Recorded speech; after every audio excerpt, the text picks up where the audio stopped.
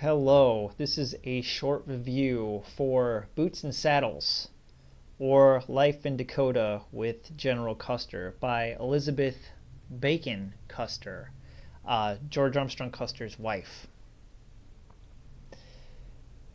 In the spring of 1873, Custer was sent to Dakota Territory, and this is a chronicle of those 3 years living in the Dakota Territory, written by, as I stated before, Elizabeth Custer. It's a really interesting account. There's the first thing they experience when they get there is a blizzard, and she chronicles that. And then there's other incidents in here, such as how bad the mosquitoes were. There was a fire in their home and they were using petroleum paper as a insulation, and it exploded. I'm just thinking, petroleum paper, it's crazy, but it's in there. And then there was a drought. There's chronicles of their experiences with the various American Indians, and some of the depredations that the Indians perform, especially this chapter 22 on the capture and escape of Rain in the Face. That was really interesting. And so I really don't have a whole lot to say about this book, other than if you want a first-hand account of somebody that lived it, you get the perspective of what life is like from the spouse's perspective, which is really quite fascinating because it's something we don't often think about. We just think about the Indian Wars, and we don't often think about the role that the women played and the families that were involved, and the other personnel such as the scouts and whatnot.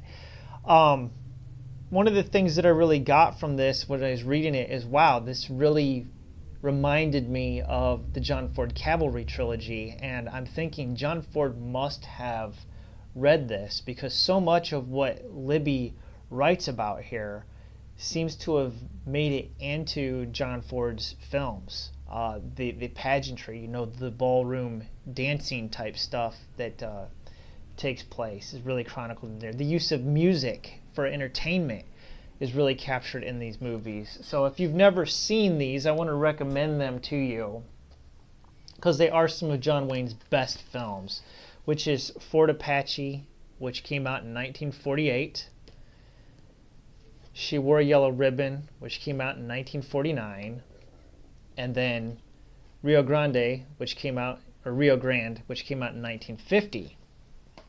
These really do kind of capture that 1870s cavalry life, even though they are fictional accounts and they're kind of more mythic filmmaking. They mythologize the Old West. There is a lot of reality that's in these movies, and it's evident from Libby's account.